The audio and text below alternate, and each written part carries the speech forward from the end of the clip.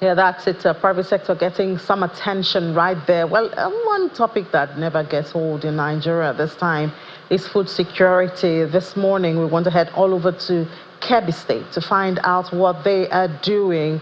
And unfortunately, the latest news from Kebbi State is actually that of insecurity, a district head being kidnapped and all that. And we know that insecurity is one of the major challenges to food security in the country. Let's speak to the Commissioner for Agriculture and Natural Resources in that state. We have Mr. Shehu Muazu joins us from there. Good morning, Mr. Muazu, and thank you for joining us. Good morning, madam. How are you?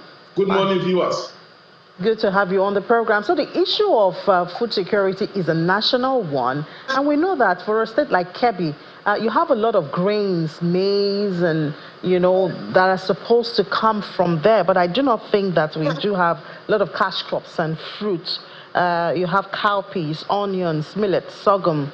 I wonder how much production we're actually having from Kebbi State at this time. Madam, we are on it. I can say Kebbi State is one of the largest producers of rice in Nigeria. We are in the same league with states like Niger. Equally, we are the largest producer of onions in Nigeria. You are talking about security. When we come on board as a government, His Excellency, the Governor of Kebbi State, Comrade Nasiru Idris, immediately swing into action to address the issue of security, because you can't produce food without securing your land, without securing your farmers. This we comfortably addressed, and all IDPs who are able to return all the IDPs back to their communities and back to farming activity. So I can tell you we are in a very good state as far as farming is concerned in Kebbi. Share with us how you handle that, because I mean, it's not just Kebbi that is dealing with insecurity as a threat to the farmers. Some people say, do you send police or vigilantes to the farms, or how do you handle insecurity in your state? What will happen is immediately the governor come on board. He summoned a meeting with the security chiefs in the state. And they laid their complaints and demand their logistic requirements. The state government was able to attend to, and they were provided with all the logistics requirements. Allowances were paid, and then we now come up with an idea of community participation in the security architecture. This was done by providing training to the local vigilante, and as well as providing other logistical requirements to the entire security architecture, including the army, the police, the SS, and the civil defense. All right. Now, another area is adding value. Seeing that Kebbi has the potential to produce a lot of cash crops, cotton and peanuts and all of that, is there a plan so that we're not just selling out the raw crops? Is there a plan to add value, before it is being sold even to other states or being exported outside the country? Yeah, His Excellency has launched a comprehensive agriculture development program. This program includes value addition to the crops we are producing. Equally, we have a plan of establishing agro-processing zones. These agro-processing zones will come with what we call the ATCs, that's the Agri-Transformation Centers. At the Agri-Transformation Centers, it is expected that primary value addition will take place by the producing farmers and other entrepreneurs before now moving to the main agro-production hub at the center.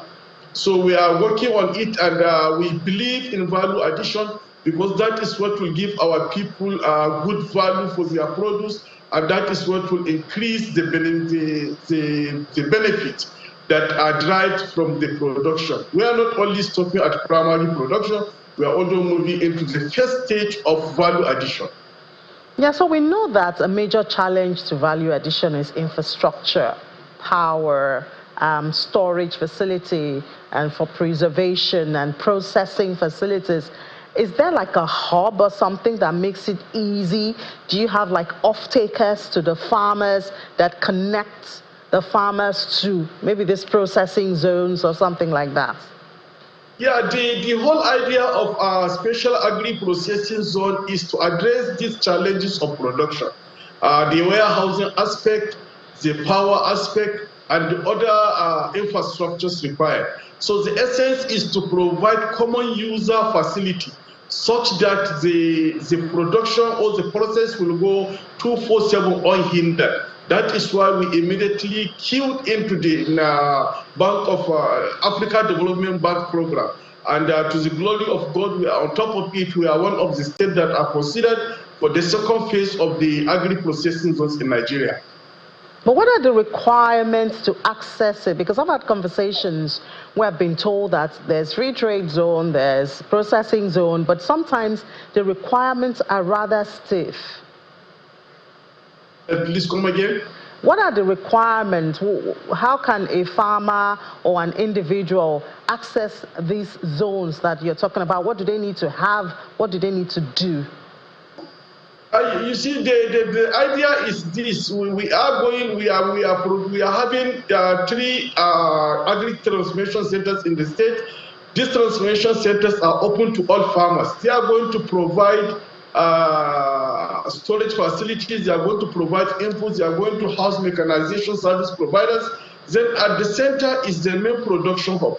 And this hub is open to all who will be manufacturers. Anybody that wants to go into production, all he needs to do is to come and pick a space within the production hub, which is within the agri-processing hub.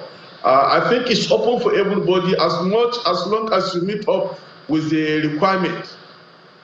All right, we have to thank you so much, Commissioner for Agriculture and Natural Resources in Kebbi State. We do hope in the coming months we would see the proceeds from both your collaboration with farmers and from the processing zone. That obviously is what we need in the country as we head or look forward to food security. Thank you so much, Mr. Shehu Moaz. Thank you, Eddie.